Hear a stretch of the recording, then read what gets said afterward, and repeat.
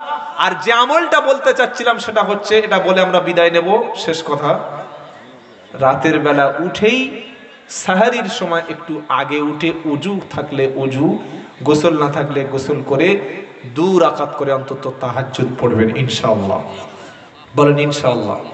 বললে হুজুর কি তাহাজ্জুদ পড়বো, এই একটা ভণ্ডামি আমাদের সমাজে আছে, এটাই বলে আপনারা শুনলে খুব মানে অবাক হবেন। আচ্ছা, আপনাদের গ্রামে এলাকায় রমজানের রোজা করার জন্য মসজিদে মাইক অ্যানাউন্স করে? কথা বলে না। কতক্ষণ? ওই একটানা বারবার বিরক্ত করে না তো? কিছু কিছু জায়গায় কিন্তু এরকম ভণ্ডামি আছে, রাত 2:30 থেকে উঠে পড়ুন উঠে পড়ুন উঠে পড়ুন। কোথায় উঠবে? তোমার ঘাড়ে? 1 ঘন্টা আগে থেকে উঠে ভাবছে। আরে ভাই, এখন প্রত্যেকটা লোকের বাড়িতে ফোনে অ্যালার্ম আছে না নেই?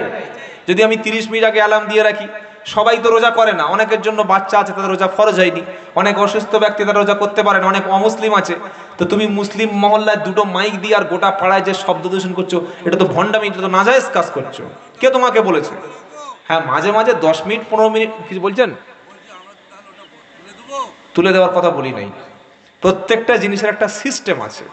1 ঘন্টা বাকি থাকতে না বলে যদি 40 মিনিট আগে থাকতে একবার বলি, 20 মিনিট আগে থাকতে একবার বললাম, 10 মিনিট আগে যে ভাই 5 মিনিট বাকি আছে, আপনারা সাহারি করে নামাজ পড়ে চলে আসুন, এতে অসুবিধা আছে?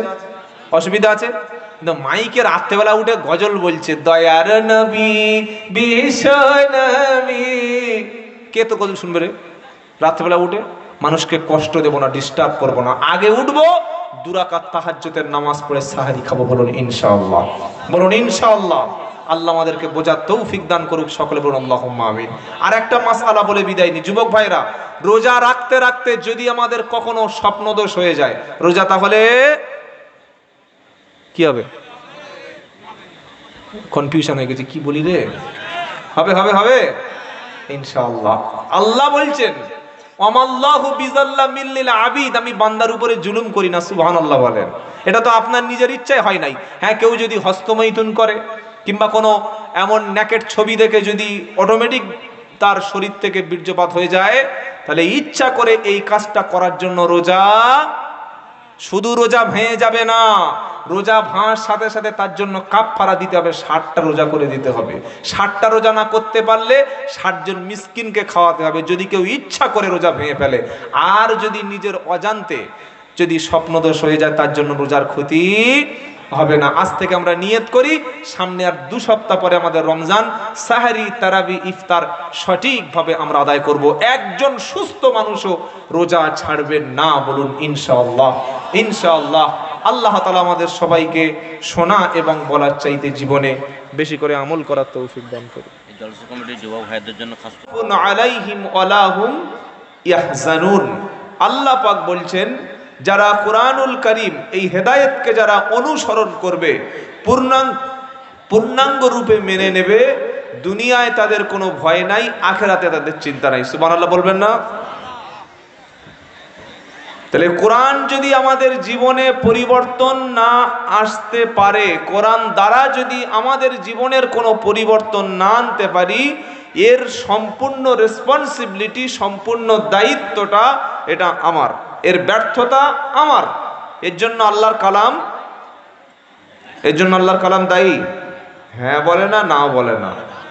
আপনারা জীবিত না মৃত? সবাই কারা জীবিত আছেন একবার তাকবীর দিন দেখি, লিল্লাহি তাকবীর। তো সেই জানাজার মতো আওয়াজ হয়ে গেল, লিল্লাহি তাকবীর। আর আপনাদের সামনের ডান দিকের ভাইগুলো, আপনাদের কি মুখে একটু কথা বলতে মানা আছে নাকি? আল্লাহর নাম জোরে দিলে, আল্লাহর খুশির জন্য আমরা তাকবীর দেব, এতে কারো অসুবিধা আছে? এখানে তৃণমূল আছে, সিপিএম আছে, কংগ্রেস আছে, না সিপিএম এখন আর খুঁজে পাওয়া যায় না, বিভিন্ন মতাদর্শের লোক আছে, কিন্তু এখন যারা আমরা বসে আছি, এখন আমাদের একটাই পরিচয়, আমরা কি? এখন আমরা মুসলমান। এখানেই বলতে ভয় লাগছে, আর বাইরে গেলে কি বলবে? ছেলের নাম রেখেছে ভোম্বল। কেন? না হিন্দু না মুসলমান। রাজু, দীপক, কি গো, ছোট ছোট নাম আছে না নাই?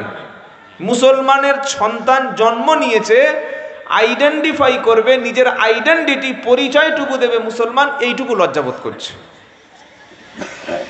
এটা আমাদের জন্য বড় আফসোস। আপনাকে বাঁচতে হলে দ্বীনের উপরে, ইসলামের উপরে, আল্লাহর বিধানের উপরে মজবুত করে শক্তভাবে পাকাপোক্তভাবে ধরতে হবে, তা না হলে আপনি বাঁচতে পারবেন না। আপনি যদি বলেন শিয়াল হাফ হবো আর হাফ বাঘ হবো, পিঠে মেরে দেবে। শিয়াল বোঝেন? বোঝেন না? হাফ শিয়াল আর হাফ বাঘ, ও যাবে কোথায়? হয় শিয়াল হও, তা না হলে বাঘ হও, বেঁচে যাবে। বাঘও হবে না, শিয়ালও হবে না, ভেড়ার দলে নাম লেখাবে, মারা যেতে হবে। সকলে একবার তাকবীর দেন আল্লাহর নামে, লিল্লাহি তাকবীর, লিল্লাহি তাকবীর। আল কোরআনের আলো, আল হাদিসের আলো, লিল্লাহি তাকবীর। আল্লাহ কবুল করুক, সকলে বলুন আমিন। আজকের আমরা একটা সূরা থেকে আলোচনা করব, নিয়ত করে এসেছি, বিইজনিল্লাহ বিফাদনিল্লাহ, ইনশাআল্লাহ। আল্লাহ যদি আমাদেরকে বলান, সেই সূরাটির নাম হলো সূরাতুস সফ। কি বললাম? জোরে বলেন, সূরা সফ। এই সূরাটি হলো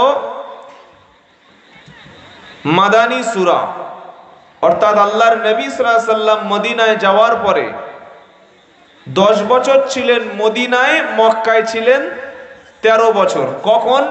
নবুয়াত পাওয়ার পরে, নবী হওয়ার পরে, রিসালাত পাওয়ার পরে মদিনার লাইফ ছিল আল্লাহর নবীর 10 ইয়ার্স, আর মক্কার লাইফ ছিল 13 বছর।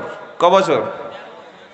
তিনি মক্কায় ছিলেন ভিকটিম, মক্কায় ছিলেন মাজলুম, মক্কায় ছিলেন অত্যাচারিত, মক্কায় ছিলেন নিপীড়িত, মক্কায় ছিলেন নির্যাতিত। আর মদিনায় যখন গিয়েছেন তখন আল্লাহ তাআলা মদিনার রাষ্ট্র ক্ষমতা প্রিয় রাসূলকে দান করে দিয়েছেন। সুবহানাল্লাহ এখন বলার দরকার নাই, একবার সকালবেলা বলবেন। বলেন না সুবহানাল্লাহ বিহামদিহি। 13 বছর মার খেলেন, আর 10 বছর মদিনায় তিনি গিয়ে আল্লাহ তাআলা রাষ্ট্র ক্ষমতা দান করলেন। সুবহানাল্লাহ বিহামদিহি। সেজন্য কখন কার হাতে যে ক্ষমতা ঘুরে আসবে এটা বোঝা মুশকিল। আমরা 850 বছর ক্ষমতায় ছিলাম এই দেশে, আজ আমার দাড়ি ধরে টান দেওয়া হয়, আজ আমার মাদ্রাসায় জঙ্গি খোঁজা হয়। শুভেন্দু অধিকারী বলেই দিয়েছে মাদ্রাসায় জঙ্গি তৈরি হয়, বলেছে না? হ্যাঁ না, না বলেন না? ভয় তো আমার পাওয়ার কথা, আপনারাই ভয় পাচ্ছেন কেন? আমি তো সেই 150 কিলোমিটার দূর থেকে আসছি। মাদ্রাসায় যদি জঙ্গি হয়, পশ্চিম বাংলার জমিনে যত সরকারি মাদ্রাসা আছে, খুব ভালো করে শুনুন, যারা শিক্ষিত মানুষ তাদের বলছি, লক্ষ্য করুন, যতগুলো সিনিয়র মাদ্রাসা রয়েছে, এই মাদ্রাসার 40% শিক্ষক হলো হিন্দু, আর 30% স্টুডেন্ট হলো হিন্দু। তাহলে নিশ্চয়ই এই মাদ্রাসাগুলিতে তার কথা অনুযায়ী, ওই জঙ্গির কথা অনুযায়ী বা ওই সংবিধান বিরোধীর কথা অনুযায়ী, তাহলে নিশ্চয়ই এই 40% হিন্দু তারাও জঙ্গি। কি বলছি বুঝতে পারছেন না? এই কথাটা বলে তার উপকারটা কি? সে প্রকাশ্য বলছে যে আমাদের সব হিন্দু ভোট এক জায়গা হয়ে যাও। এ কি? স্বাধীন দেশে, স্বাধীন রাজ্যে, স্বাধীন একটা সংবিধান আমরা মেনে চলি আমাদের দেশের, এমন এমন উস্কানিমূলক কথাবার্তাগুলো বলছে, আর এই কাজগুলি, এই কথাগুলি ব্যাপকভাবে শেয়ার করছে মিডিয়া। আপনি যতই শান্তির বার্তা দিয়ে যান, তারা কিন্তু উস্কানি দিচ্ছে তাদের স্বার্থে। তবে আলহামদুলিল্লাহ, আমরা শান্তিপ্রিয় হিন্দু, শান্তিপ্রিয় মুসলিম, আমরা বাংলার জমিনে শান্তির সঙ্গে বসবাস করব, বলুন ইনশাআল্লাহ। বলি ইনশাআল্লাহ। আমার আগে হযরত সে কথা বলে গেছেন, স্বাধীনতা সংগ্রামে আলেমদের ভূমিকা বলছিল না? বলছিল কি বলছিল না? আগে আমাদের দেশ, আগে আমাদের মাতৃভূমি, আগে আমাদের সংবিধান, আমাদের ঈমান, আমাদের ধর্ম, আগে আমাদের ইসলাম, আগে আমাদের জাতীয়তা, আগে আমাদের আইডেন্টিটি। যদি আমরা আল্লাহ ভুলে যাই, রসুল ভুলে যাই, আমাদের দেশে আমাদের কি অবদান সেটাই যদি ভুলে যাই, তাহলে আপনি পৃথিবী থেকে একদিন নিশ্চিহ্ন হয়ে যাবেন। অনেক জাতীয় নিশ্চিহ্ন হয়ে গেছে। যেমন মায়ানমারে প্রায় 20 লক্ষ রোহিঙ্গা মুসলমান ছিল, জানেন না আপনারা? আর তাদের অস্তিত্ব নাই। এখন সব বাংলাদেশে তাদের ফিরিয়ে দেওয়া হয়েছে, পার করে দেওয়া হয়েছে। তো যাই হোক, সময়ে কাল বিলম্ব না করে আমরা আলোচনা শুরু করি। যে সূরাটি আমরা আলোচনা করব ইনশাআল্লাহ, আল্লাহ যদি বলার তৌফিক দেন, সূরার নাম হচ্ছে সূরাতুস সফ। কি নাম বললাম? সূরা সফ। এই সূরা সফ, এই শব্দের অর্থ হচ্ছে কাতারবদ্ধভাবে, দলবদ্ধভাবে আল্লাহর সৈনিকেরা, আল্লাহর সৈন্যগণ, দিনের মুজাহিদ বাহিনী যখন কাতারবদ্ধভাবে পরস্পর পরস্পর যখন দাঁড়িয়ে যায়, সারিবদ্ধভাবে তাদেরকে বলা হয় সফ। তাদের কি বলা হয়? কাতারবদ্ধ সৈন্যদল। এই সূরা সফের মানে হলো এই সূরাটি নাজিলের কারণ হলো, আল্লাহর নবী সাল্লাল্লাহু আলাইহি সাল্লামকে প্রশ্ন করলেন সাহাবারা, হে আল্লাহর নবী, যে আল্লাহর কাছে সবচাইতে প্রিয় আমল কোনটা?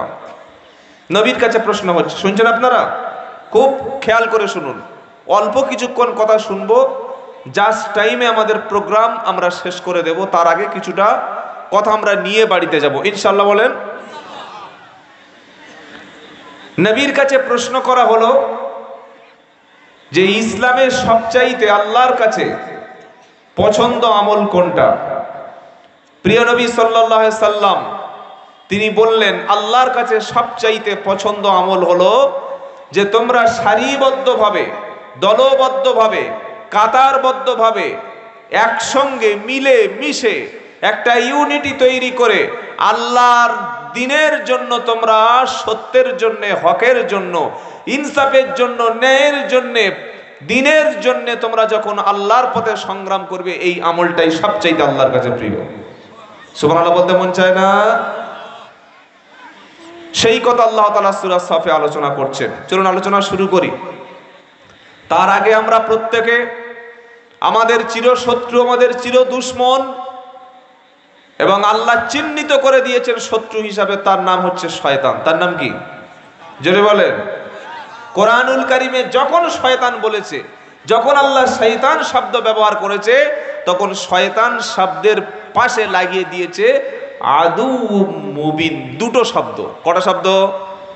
জোরে বলেন। দুটি শব্দ। কথা একটু আমার সঙ্গে বলবেন, তাহলে আমি বুঝতে পারবো যে আমি আপনাদের কিছু বোঝাতে পারছি। আর তা না হলে খুব বক্তব্য শুনেছে, বাড়ি গিয়েছে, বললে কি বলতে বলতে কিছু মনে নেই, একটাও মাথায় নেই, ওরকম কথা শুনে লাভ নাই। আমি আপনাদের জিজ্ঞাসা করব, আপনারা উত্তর দেবেন যদি বুঝতে পারেন। বুঝতে না পারলে বারবার বলবেন, যতবার বলবেন ততবার ইনশাআল্লাহ উত্তর দেবো। তাহলে কি শোনাচ্ছিলাম? যখন আল্লাহ তাআলা শয়তান শব্দ ব্যবহার করেছে, সঙ্গে সঙ্গে তার পিছনে দুটো বিশেষণ আল্লাহ জুড়ে দিয়েছে, তার আরো দুটো শব্দ জুড়ে দিয়েছে। যখন বলেছে শয়তান, তখন বলেছে আদু মুবিন, মানে দুশমন এবং প্রকাশ্য দুশমন। শয়তান আমাদের কি? জোরে বলেন। প্রকাশ্য দুশমন। আপনি যদি জানতে পারেন এই এলাকায়, এটা কি জায়গাটার নাম কি? মাধবপুর নাকি? মাধবডিহি। মাধবডিহিতে একজন লোক এরকম ছোট একটা পিস্তল পকেটে নিয়ে ঘুরছে, যেখানেই পাবে আপনাকে সেখানে মেরে দেবে। এবং পাড়ায় সব জায়গায় অ্যালার্ট হয়ে গেছে যে ও তোমার জানের দুশমন, প্রকাশ্য দুশমন। আপনি তার সামনাসামনি ঘুরবেন নাকি লুকিয়ে লুকিয়ে থাকবেন? জান বাঁচানোর জন্য চেষ্টা করবেন কি করবেন না?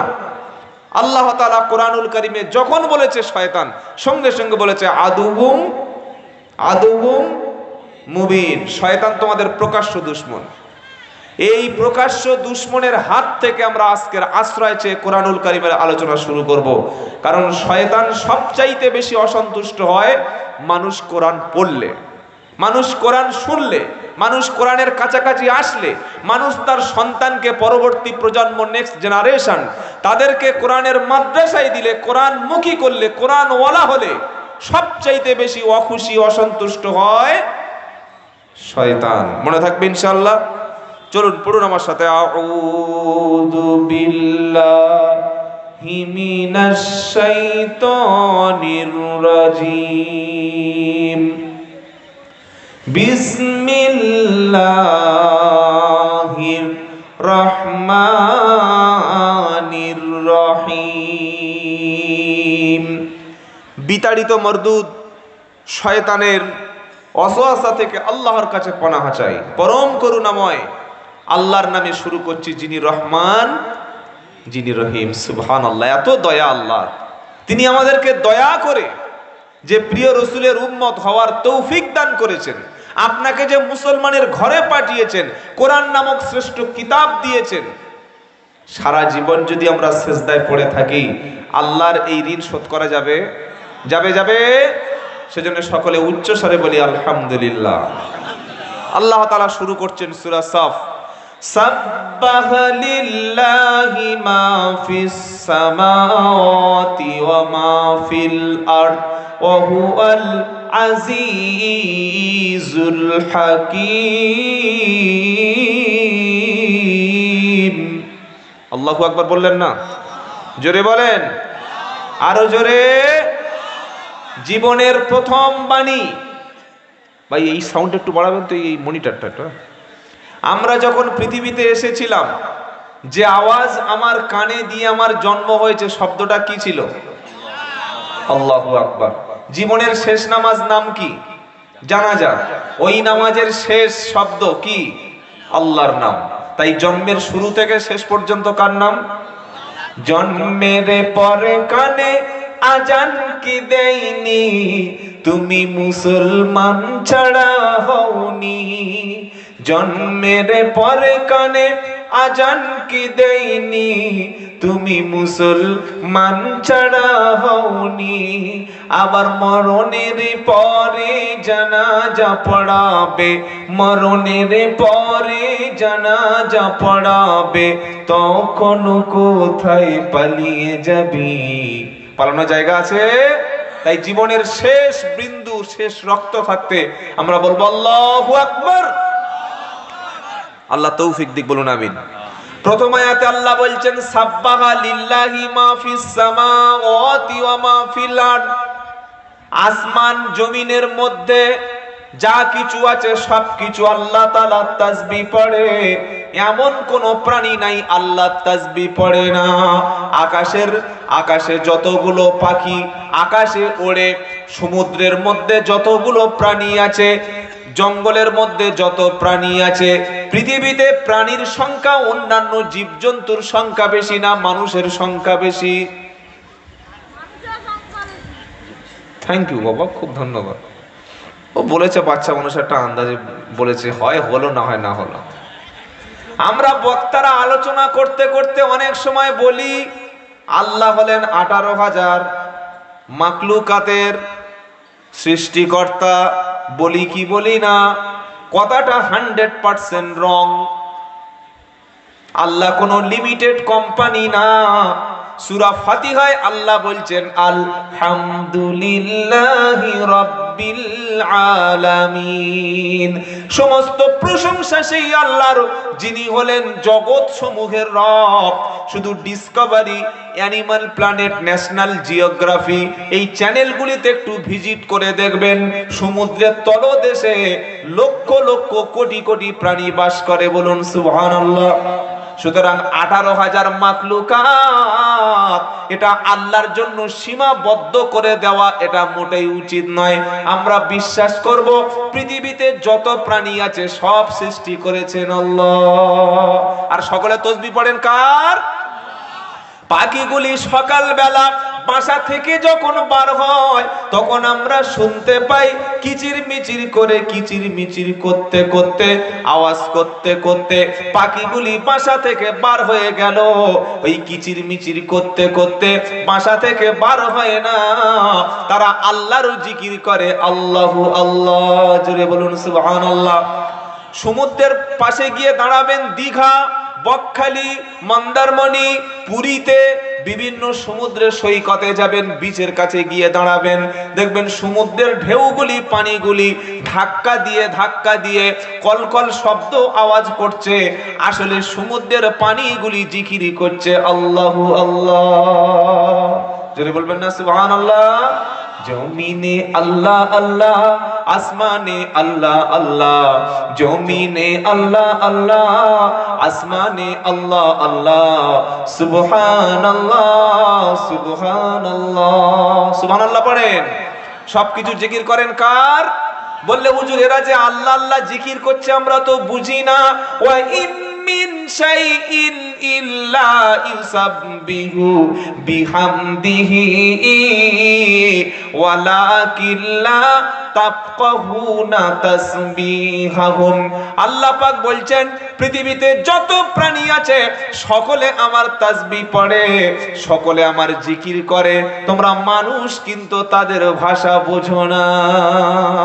মানুষ সবার ভাষা বোঝে না। সবকিছু পৃথিবীতে যা কিছু আছে সব তাসবিহ পড়েন কার?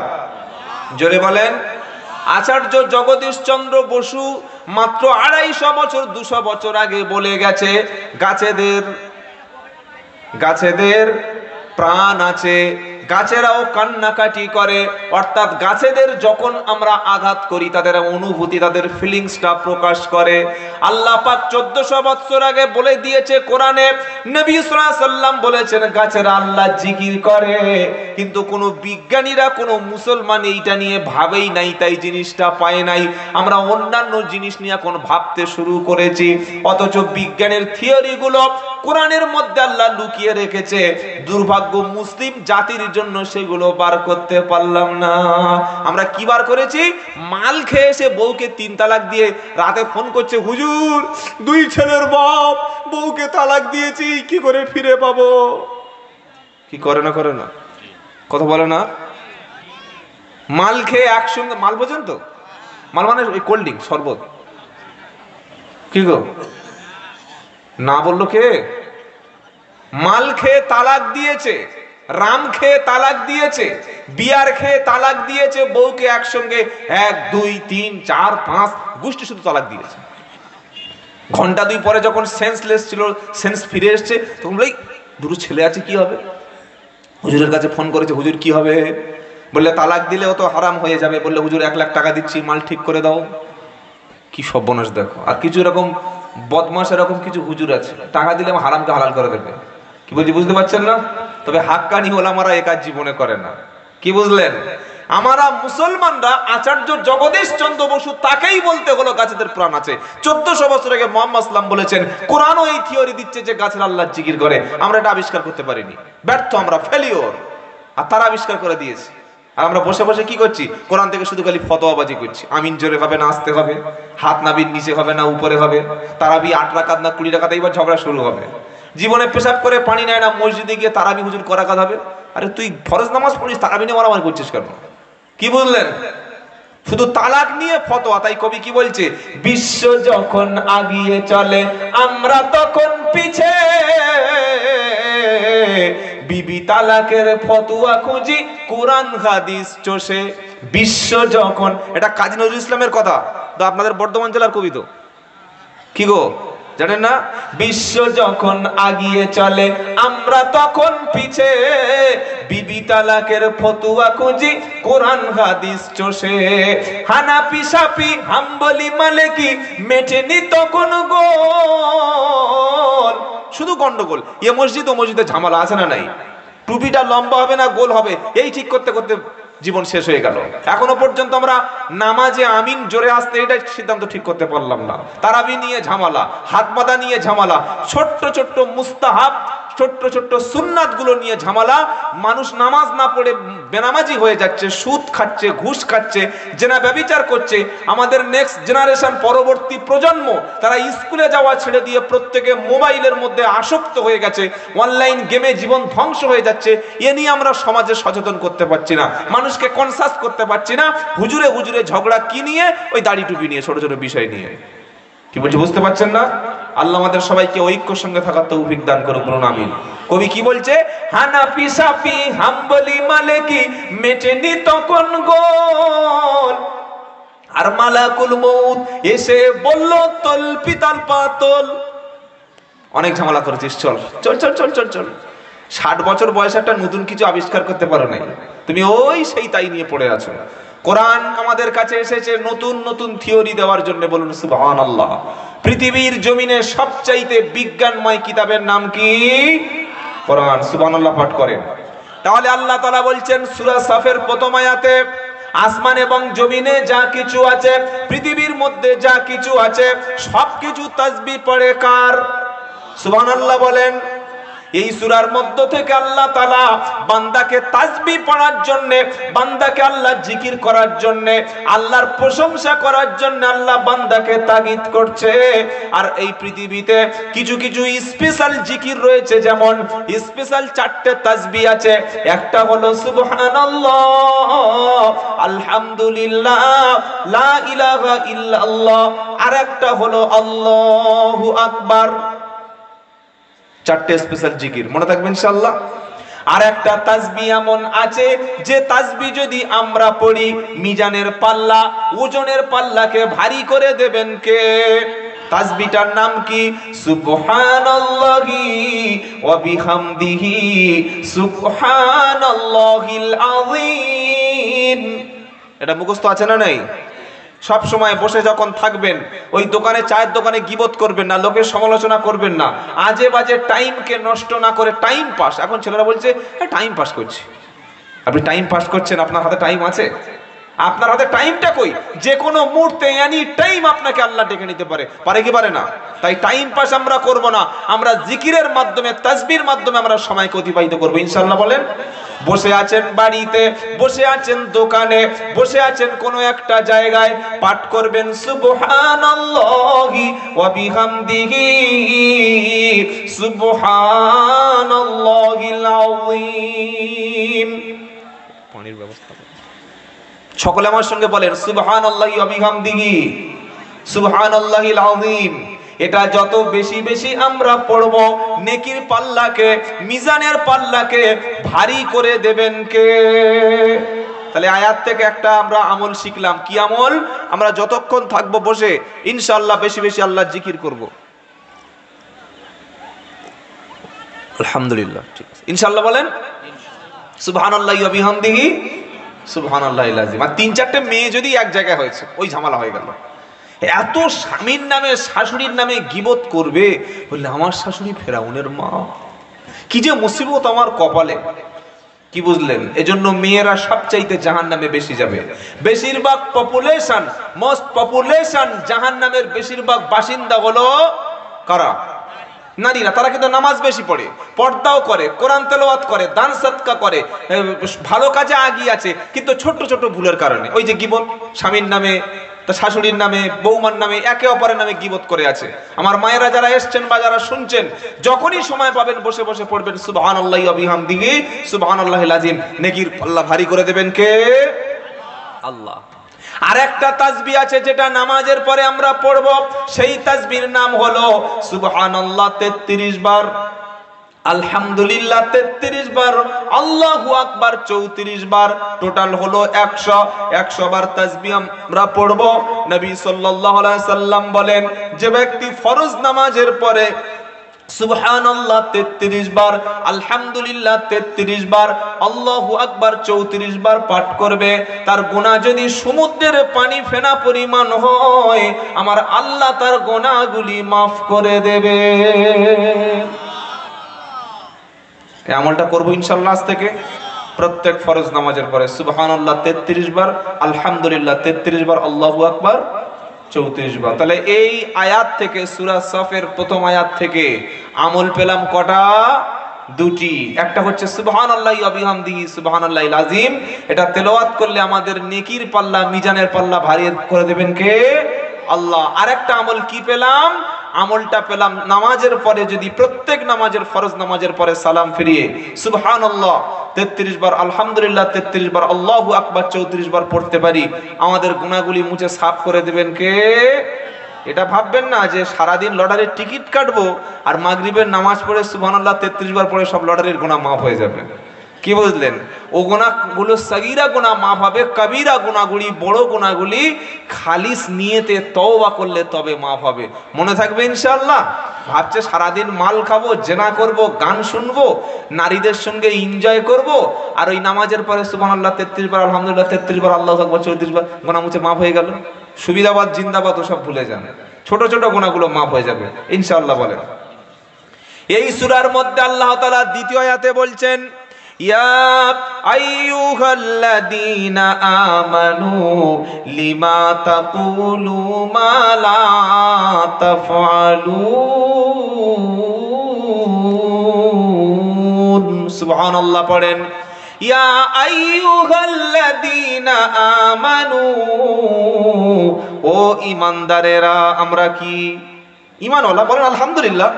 আলহামদুলিল্লাহ বলেন না।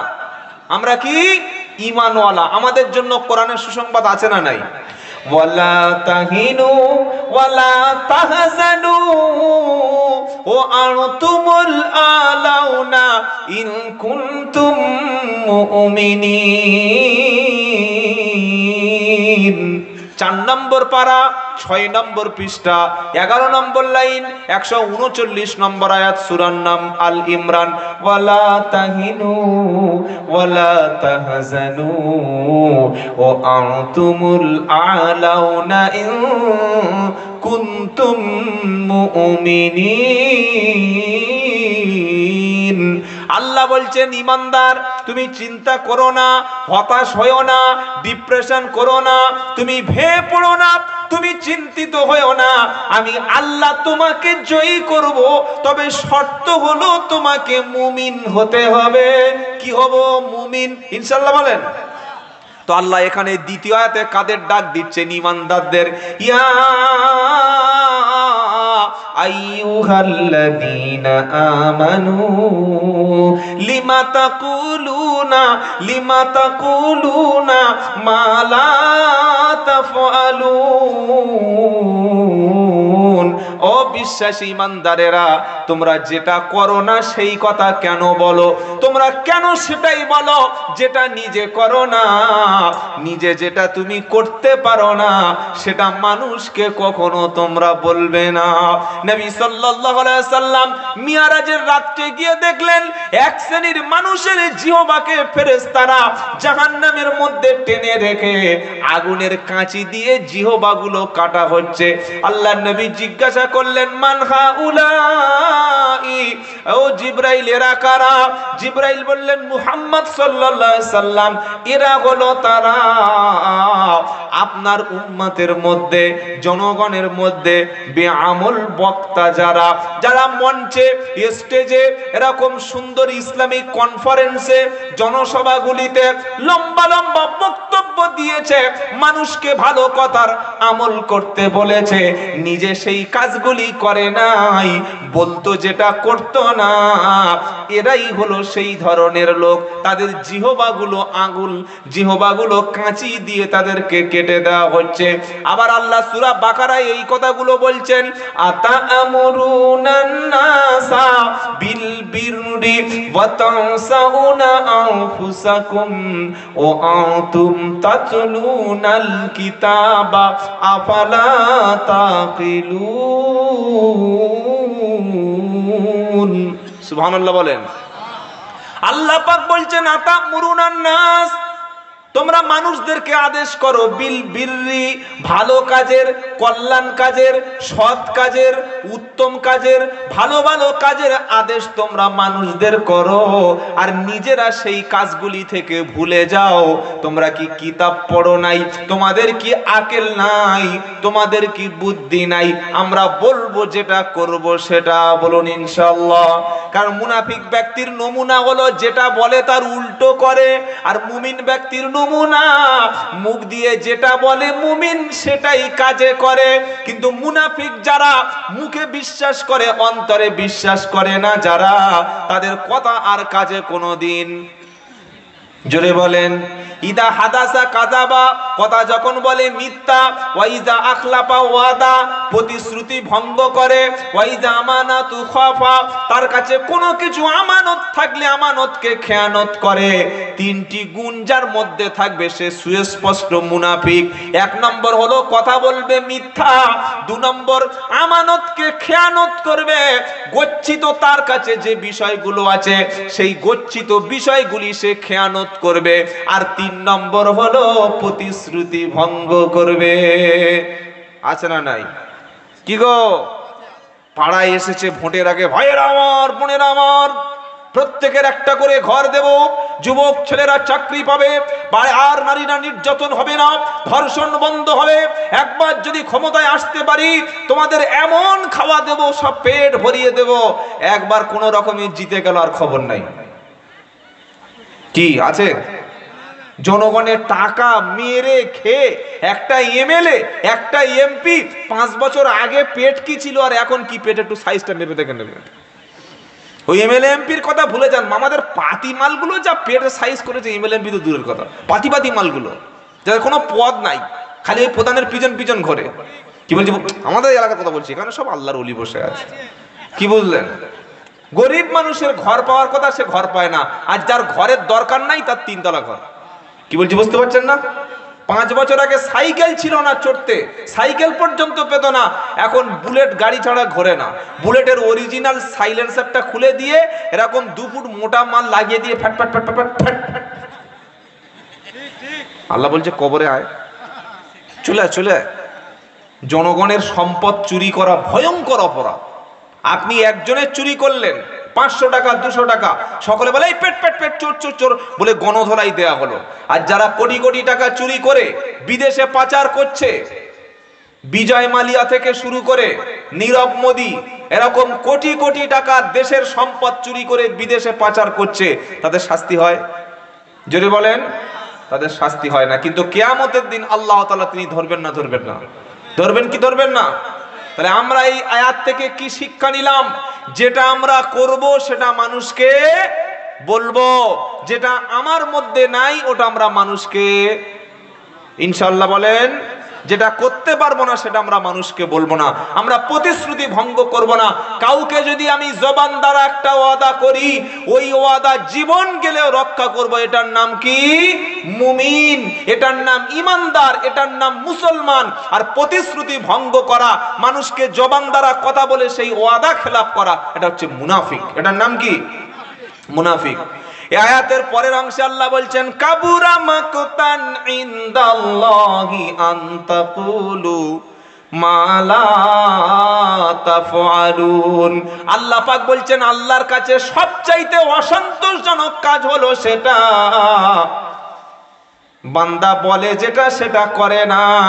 এটা হলো আল্লাহর কাছে সবচাইতে অসন্তোষজনক কাজ। এ কাজে আল্লাহ মোটে সন্তুষ্ট হয় না। মুসলমান কখনো ওয়াদা খেলাপ করতে পারে না, মুসলমান কখনো জীবনে প্রতিশ্রুতি ভঙ্গ করতে পারে না। আর প্রতিশ্রুতি ভঙ্গ করে যারা, তারা কখনো মুমিন না, তারা মুনাফিক। তারা কি? জোরে বলেন। কেউ যদি আবার কসম করে, আমরা অনেক সময় স্বামী স্ত্রী ঝগড়া হলো, স্বামী আর স্ত্রী দুজনে ঝগড়া হয়েছে, স্বামী কসম করে বলছে তোর বাপ মরে গেলে আমি জীবনে তোর শ্বশুর বাড়ি যাব না। তখন স্ত্রী বলছে হ্যাঁ এরকম কথা বললেন, তুমি বলতে পারলে যে আর তুমি জীবনে আমার বাপের বাড়ি যাবে না, কসম খেয়ে নিলে। এত রেগে গেছে, ঝগড়ায় রেগে গিয়ে কসম করছে যে মরে গেলেও তোর বাড়িতে যেই মরুক, তোর বাপের বাড়িতে তোর বাপ মরুক মা মরুক যেই মরুক না কেন, আমি জীবনে তোর বাপের বাড়ি অর্থাৎ আমার শ্বশুর বাড়ি যাব না। এরকম কসকরা, এরকম যুবকেরা এরকম ঝগড়ার মধ্যে কসম করে কি করে না? রাতের বেলা স্বামী স্ত্রী এক জায়গায় থাকলো, সকালে রাগ কি রাগ পানি হয়ে গেল, ঠান্ডা হয়ে গেল। বিকাল 2টোর সময় ফোন করলো শ্বশুর বাড়ি থেকে, ফোন করে বলছে শ্বশুরের অবস্থা খারাপ, পড়ে গিয়ে ব্রেন স্ট্রোক। এমাল যাবে না? এরকম বড় বড় সেই আপনাদের শক্তিগড়ের ল্যাংচা আর 15 টাকা পিচের নলেন গুড়ের রসগোল্লা 20 পিস কিনে নিয়ে ড্যাং ড্যাং ড্যাং ড্যাং ড্যাং ড্যাং করে চলে গেছে।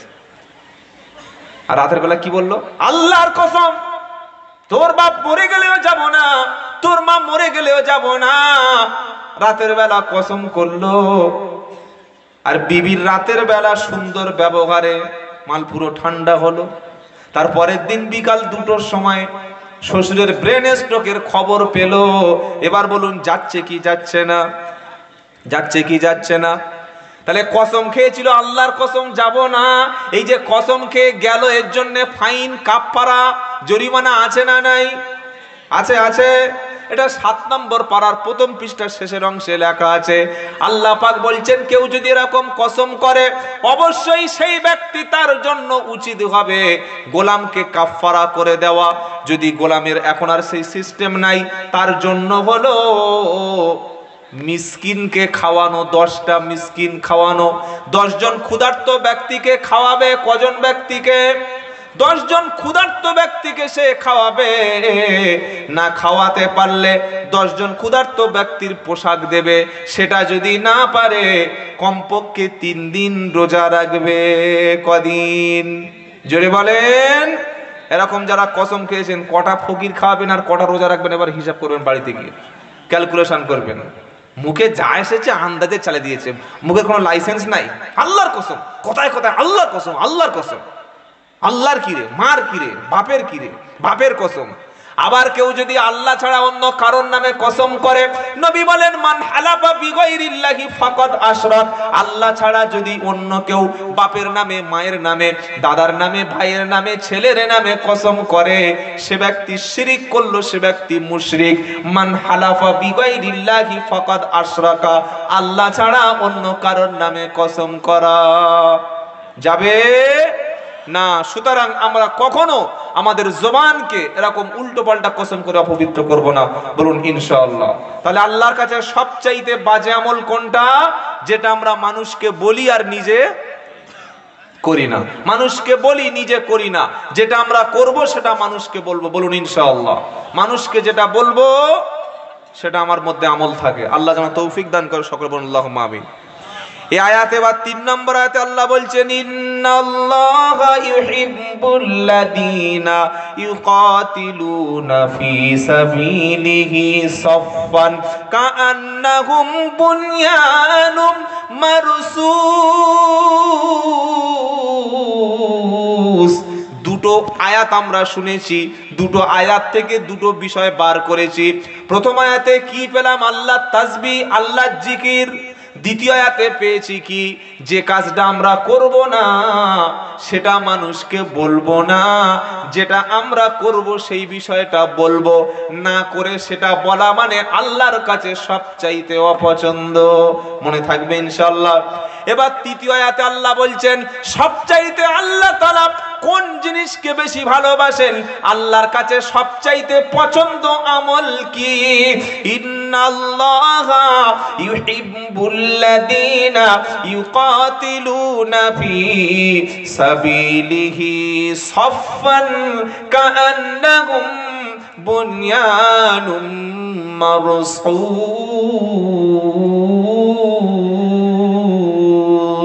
সুবহানাল্লাহ বলেন। আল্লাহর সবচাইতে পছন্দ আমল আমরা শুনবো ইনশাআল্লাহ, শুনবো ইনশাআল্লাহ। আল্লাহ বলছেন ইন্নাল্লাহা, নিশ্চয়ই আল্লাহ, ইউহিব্বুল্লাযীনা ইউকাতিলুনা ফি সাবিলিহি, নিশ্চয়ই আল্লাহ তাদেরকে ভালোবাসেন। প্রশ্ন হবে কাদের?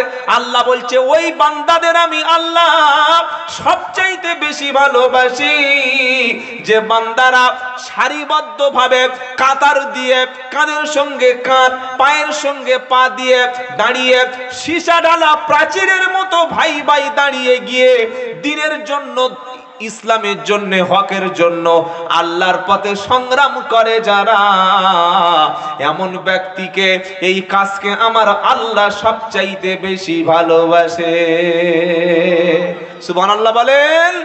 আল্লাহর কাছে সবচাইতে উত্তম কাজ সূরা সাফের 3 নম্বর আয়াতে আল্লাহ বলে দিয়েছেন নিশ্চয়ই আল্লাহ তাদেরকে সবচাইতে ভালোবাসেন যারা নিজেদের বিভেদ ভুলে গিয়ে, নিজেদের দ্বন্দ্ব ভুলে গিয়ে, নিজেদের মধ্যে ছোটখাটো বিষয়কে ভুলে গিয়ে আল্লাহর দ্বীনের জন্য, হকের জন্য, ন্যায়ের জন্য, ইনসাফের জন্য, সত্যের জন্য কাঁধের সঙ্গে কাঁধ মিলে গিয়ে, ভাই ভাই দাঁড়িয়ে গিয়ে, একেবারে সীসা ঢালা প্রাচীরের মতো দাঁড়িয়ে গিয়ে আল্লাহর পথে সত্যের জন্য, ইনসাফের জন্য, ন্যায়ের জন্য, মাজলুমের পক্ষে, জালিমের বিপক্ষে, জুলমাতের বিরুদ্ধে, বাতিলের বিরুদ্ধে যারা হকের পক্ষে সংগ্রাম করে, আল্লাহ এই কাজকে, এদেরকে সবচাইতে বেশি ভালোবাসে।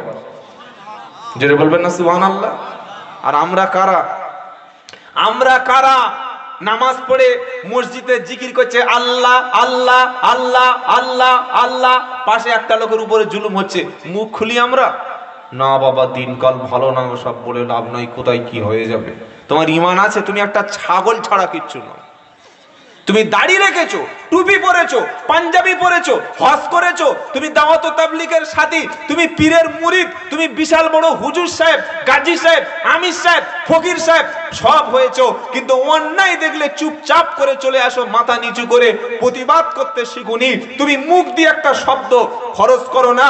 তোমার একটা ফোন করলে পাড়ার একটা অশান্তি মিটে যায়। তুমি একটা ফোন করে দিলে একটা মাজলুম ব্যক্তি, সেই ব্যক্তি জালিমের হাত থেকে রেহাই পায়।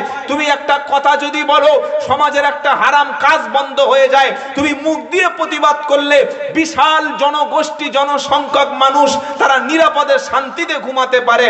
তুমি সব কিছু দেখে চুপচাপ ঘুমাচ্ছ। তুমি নিজেকে কি দাবি করছো? আমি আল্লাহর বান্দা। আল্লাহর বান্দা? এটা আল্লাহর বান্দা হলো কি ভাই? অন্যায় দেখে প্রতিবাদ করব? হ্যাঁ, হযরত একা বলছে আপনাদের কি ইনশাআল্লাহ এত স্লো? আপনাদের এখানে 5G না 4G কোনটা? ইমানের তো মনে হচ্ছে 2G থেকে আরো কম হয়ে গেছে। ইমানের নেটওয়ার্ক নাই, নেটওয়ার্ক একদম জিরো। সকলে বলেন অন্যায় দেখে প্রতিবাদ করব ইনশাআল্লাহ। যারা মদ খাবে তাদেরকে দাওয়াত করে বাড়িতে খাওয়াবো ইনশাআল্লাহ। যারা সুদ খাবে তাদের বাড়িতে মেয়ে বিয়ে দেবো ইনশাআল্লাহ। ইনশাআল্লাহ বলছেন না কেন? সুদখোরের বাড়িতে দাওয়াত করলে আমরা বাদ দেবো?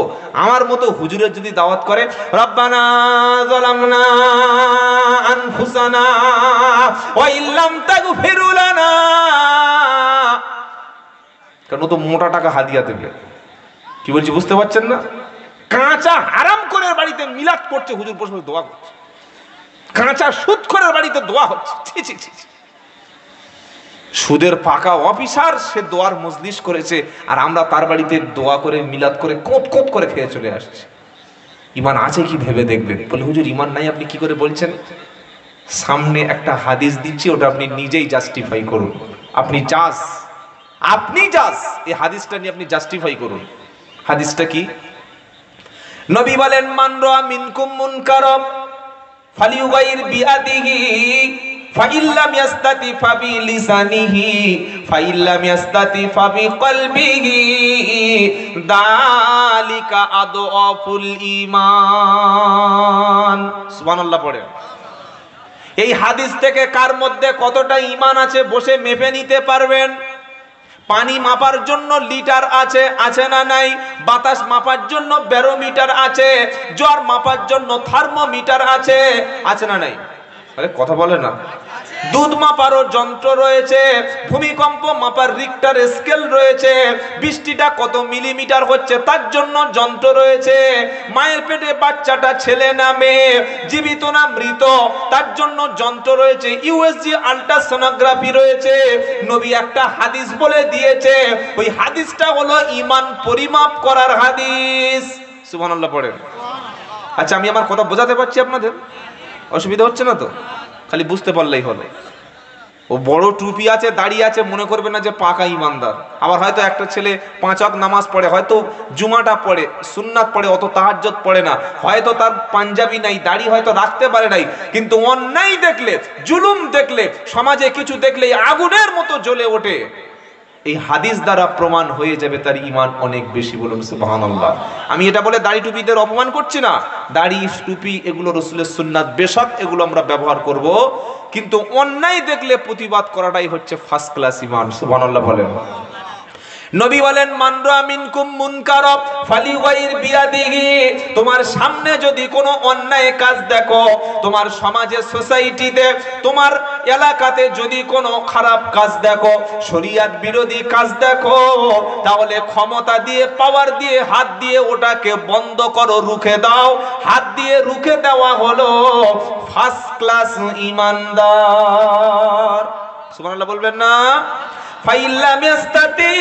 যদি তুমি হাত দিয়ে না রুখে দিতে পারো, যদি হাত চালানোর মতো ঈমান তোমার না থাকে, পাড়ায় একটা কমিটি তৈরি করো, ইউনিটি তৈরি করো। যুবকেরা, ইয়ং সোসাইটি যারা, তারা পাড়ার মধ্যে একটা ইউনিট তৈরি করো।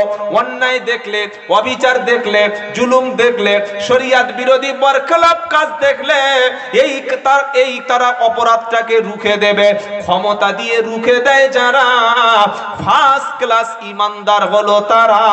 আর ফাইল্লাম ইয়াস্তাতি ফাবিলিসানিহি, যারা ক্ষমতা রাখ অন্যায়কে হাত দিয়ে বন্ধ করতে পারে না, ক্ষমতাটা দিয়ে অন্যায় বন্ধ করতে পারে না, অন্তত মুখ দিয়ে অন্তত প্রতিবাদ করো, মুখ দিয়ে অন্তত জনসমুখে তার বিরুদ্ধে মুখ খুলে দাও, মানুষের কাছে তার মুখোশটা খুলে দাও।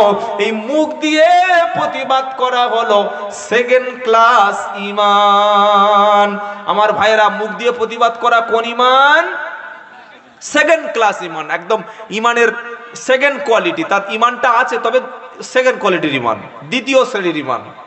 নবী এরপরে বললেন ফাইল্লাম ইয়াস্তাতি ফাবিকলবিহি, মুখ দিয়ে প্রতিবাদ করার মতো যদি ঈমান তোমার না থাকে, মুখ দিয়ে প্রতিবাদ করার হিম্মত যদি তোমার না হয়, তাহলে তুমি যদি মুখ দিয়ে প্রতিবাদ করলে তোমাকে জেলে ঢুকতে হয়, ফাঁসিতে ঝুলিয়ে দেয়, দেশ ছাড়া করে দেয়, গুলি খেয়ে মরতে হয়, তোমাকে মেরে দেয়, তোমাকে যদি জীবনে প্রাণহানি করে দেয়, এই রকম আশঙ্কা যদি তুমি করো, ফাইল্লাম ইয়াস্তাতি ফাবিকলবিহি, অন্তর থেকে, তাহলে তুমি মিনিমাম ঘৃণা করো। আর অন্তর থেকে অন্যায় দেখে ঘৃণা করা হলো দুর্বল ঈমানের পরিচয়। কি ঈমানের পরিচয়? জোরে বলেন, কি ঈমানের পরিচয়? যে ঈমান প্রয়োজনে জ্বলে ওঠে না, যে ঈমান অন্যায় দেখে জ্বলে ওঠে না, যে ঈমান সত্য ন্যায়ের পক্ষে কথা বলে না। ঈমান আছে তার? এই ঈমান আছে। কিভাবে তারে বলো ঈমান বলি, কিভাবে তারে বলো ঈমান বলি। তসবির মধ্যে জান্নাত খুঁজছে, সুবহানাল্লাহ সুবহানাল্লাহ, আর গোটা দেশ ধ্বংস হয়ে যাচ্ছে, গোটা পৃথিবীর মানুষ শেষ হয়ে যাচ্ছে, গোটা পৃথিবীর সত্যনিষ্ঠ ইনসাফওয়ালা গোটা পৃথিবীর মুসলমানদেরকে অন্যায়ভাবে জুলুম করে শেষ করে দিচ্ছে। আর আমরা তসবির মধ্যে বসে বসে আল্লাহ আল্লাহ আল্লাহ করছি, যদি আল্লাহ পাওয়া যায়, যদি আল্লাহ একটা ছোটখাটো জান্নাত দিয়ে দেয়। জান্নাত এত সহজ মামার বাড়ি? কি বুঝলেন? আম হাসিবিতুম আন তাদখুলুল জান্নাতা ওয়ালাম্মা ইয়াতিকুম মাসালুল লাযিনা খালাউ মিন ক্বাবলিকুম মাসাতুহুমুল বাসাউ ওয়াদ-দাররাউ ওয়াজুলজিলু হাত্তা ইয়াকুলার রাসূল ওয়াল্লাযিনা আমানু মাআহু মাতা নাসরুল্লাহ আলা ইন্না নাসরাল্লাহি করিব।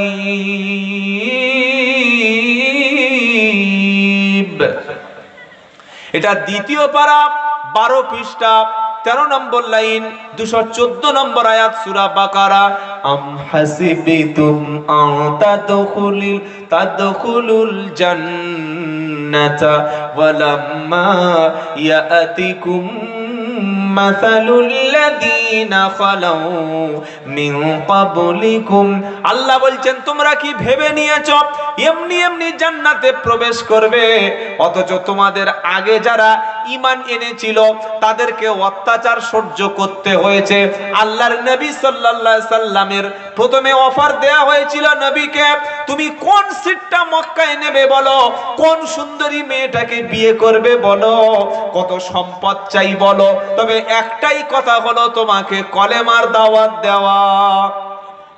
যদি বলেন যাবে না, যত সুন্দরী নারী আছে বিয়ে দেব, যত অর্থ সম্পদ আছে সবকিছু তোমার দেব, মক্কার যে গদিটা তুমি চাইবে আমরা দেব, তবে কলেমার কথাটা সত্য দাওয়াত দেওয়া যাবে না। আল্লাহর নবী তাদের এই প্রপোজটাকে, তাদের এই প্রস্তাবটাকে, এই প্রপোজালকে নবী রিজেক্ট করে দিয়ে বলেছিলেন, ডান হাতে যদি সূর্য এনে দাও, বাম হাতে যদি চাঁদ এনে দাও, তারপরেও আমি নবী সত্য পথ থেকে কখনো সরে যাব না। সুবহানাল্লাহ পড়তে মন চায় না? আর আমাদের 500 টাকা দিলে মুসলমান ভোটের দিন বিক্রি হয়ে যায়। 500 টাকা, বেশি লাগে না, 500 টাকা। আহা হা, কি ঈমান আমাদের! মুনাফিকি করি, 2000 টাকা ঘুষ দিলে নিজের গ্রামের একদম কলেমা পড়া মুসলমান ভাইয়ের বিরুদ্ধে আদালতে মিথ্যা সাক্ষী দিচ্ছে এই মুসলমান আছে না নাই? জোরে বলেন। অধিকাংশ মুসলমান মিথ্যা সাক্ষী দেয়। 2000, 3000, 5000 টাকা দিলে যখন একটা অন্যায় হয়, জুলুম হয়, নির্যাতন হয়, সেই জায়গায় মুসলমান ছিলই না, সেখানে ছিলই না, অথচ আদালতে চেয়ে চেয়ে দাঁড়িয়ে দাঁড়িয়ে মিথ্যাভাবে সাক্ষী দিচ্ছে। এরপরে বলছে আমি মুসলমান। আল্লাহ বলছেন আম হাসিবতুম আন তাদখুলুল জান্নাহ, তুমি ভেবেই নিয়েছো এমনি এমনি জান্নাতে প্রবেশ করবে? তোমার উপরে জুলুম হবে না, তোমাকে জেল খাটতে হবে না, তোমার নির্যাতন করা হবে না, তোমাকে কষ্ট দেওয়া হবে না, তোমাকে মার খেতে হবে না, তোমাকে ফাঁসির শুলে যেতে হবে না, তুমি এমনি এমনি জান্নাতে প্রবেশ করবে এটাই ভেবে নিয়েছো? মার খেতে খেতে সাহাবায়ে কেরাম মক্কায় যখন শেষ হয়ে যাচ্ছিল, আল্লাহর নবী সাল্লাল্লাহু আলাইহি ওয়াসাল্লাম বসেছিলেন কাবা শরীফের ছায়ায়। হযরতে খাব্বাব রাদিয়াল্লাহু তাআলা আনহু বললেন, হে আল্লাহর নবী, আপনি কি আল্লাহর কাছে একটু আমাদের জন্য দোয়া করবেন না? আর কত মার খাবো, আর কত নির্যাতিত হব, আর কত রক্ত আমরা দেব, আর কত শহীদ হব। আল্লাহর নবী বললেন, খাব্বাব, তোমরা তাড়াহুড়ো করছো, তোমরা খুব স্পিডে, তোমরা আল্লাহর সাহায্য মদতটা খুব তাড়াতাড়ি চাইছো, অথচ শুনে রাখো, এই জমিনে ঈমান এনেছিল যারা, কলেমা পড়েছিল যারা, তোমাদের পূর্ববর্তী ওলামায়ে কেরাম যারা, তোমাদের পূর্ববর্তী দিনের দায়ী যারা ছিল, কলেমা পড়ার অপরাধে কাউকে জীবন্ত মাথার উপরে কোরাত দিয়ে দ্বিখণ্ডিত করে দেয়া হয়েছে, কাউকে গলা পর্যন্ত মাটির মধ্যে পুঁতে ফেলে দেয়া হয়েছে। এই রকম হাজারো কষ্টের পরে তারা এক আল্লাহকে ছেড়ে যায় নাই। ও সাহাবারা শোনো, আলা ইন্না নাসরাল্লাহি করিব, আল্লাহর সাহায্য, আল্লাহর মদদ খুব নিকটবর্তী। জোরে বলুন সুবহানাল্লাহ, জোরে বলুন সুবহানাল্লাহ।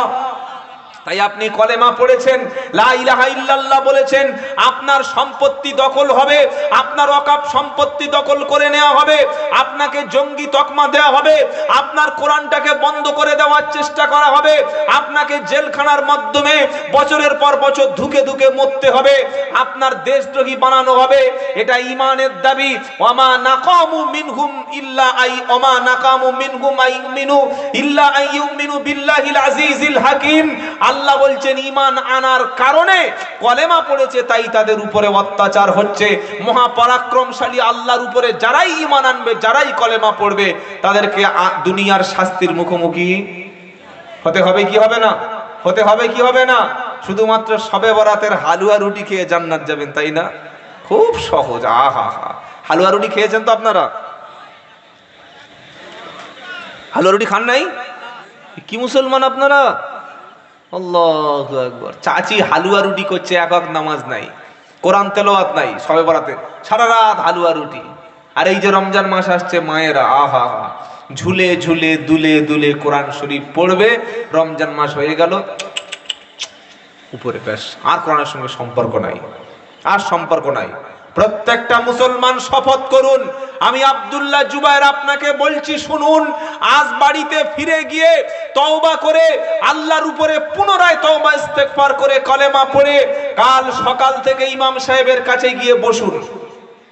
আল্লাহর কালাম, আল্লাহর পবিত্র কোরআন, আল্লাহর আসমানি গ্রন্থ, নির্ভুল কিতাব, যালিকাল কিতাবু লা রাইবা ফি, ওই কিতাবটা পড়ুন, ওই কিতাবটা বুঝুন। এবং যারা শিক্ষিত, যারা জেনারেল, যারা ছাত্র, যারা আমার স্টুডেন্ট ভাইরা এসেছো, তোমাদের হাত দুটো ধরে বলছি, কোরআন এখন ইংলিশ, বাংলা, হিন্দি, পৃথিবীর যত ল্যাঙ্গুয়েজ, সমস্ত ল্যাঙ্গুয়েজে কোরআন ট্রান্সলেট হয়ে গেছে।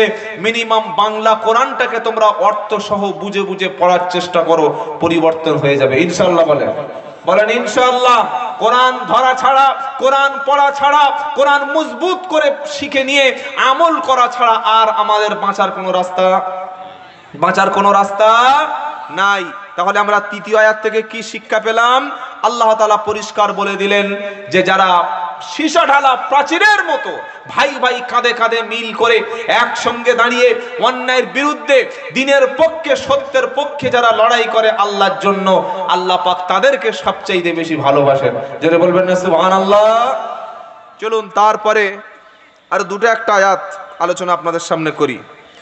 এরপরে আল্লাহ তাআলা ঈমানদার বান্দাদেরকে বলে দিচ্ছেন, ইউরিদুনা লিইউতফিউ নূরাল্লাহি বিআফওয়াহিহিম আল্লাহু মুতিম্মু নূরিহি ওয়ালাউ কারিহাল কাফিরুন।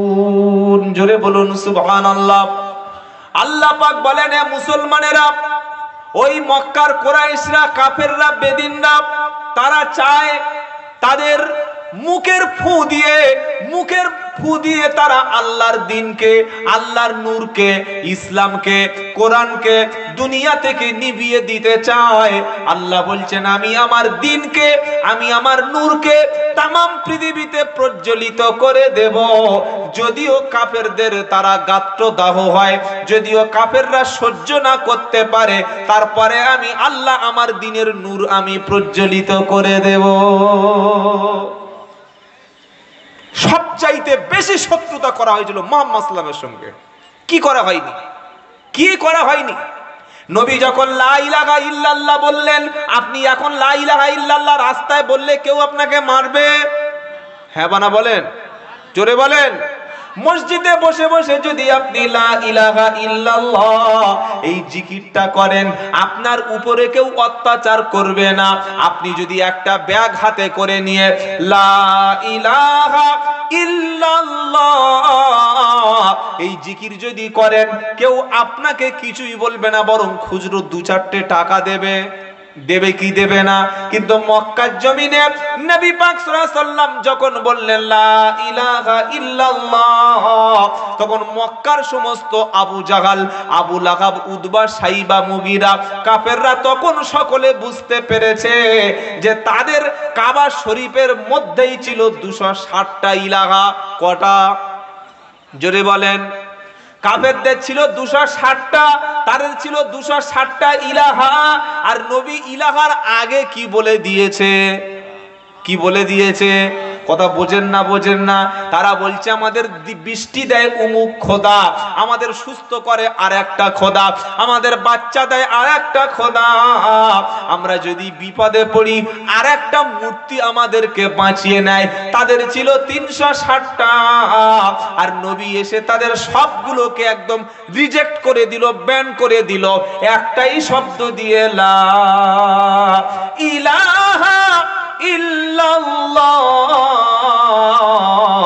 মুহাম্মাদুর রাসূলুল্লাহ সাল্লাল্লাহু আলাইহি ওয়াসাল্লাম। আগুন ধরে যাবে কি যাবে না? তারা প্রচন্ড রেগে গেল। যাওয়ার পরে আল্লাহর নবীর বিরুদ্ধে প্রথমে বলল নবী পাগল, নাউজুবিল্লাহ বলেন। ওয়াকালু ইয়া আইয়ুহাল্লাযী নুজ্জিলা আলাইহি যিকরু ইন্নাকা লামাজনুন। এটা 14 পারা 1ম পৃষ্ঠা সূরা হিজরের 6 নম্বর আয়াতে আছে। আমার আল্লাহ বলছেন, যার উপরে কোরআন নাজিল হয়েছে, মক্কার কুরাইশরা তারা বলতো মুহাম্মদ পাগল, নাউজুবিল্লাহ বলেন। তারা প্রথমে নবীকে পাগল বলে সমাজে নবীকে হেয় প্রতিপন্ন করার চেষ্টা করছে।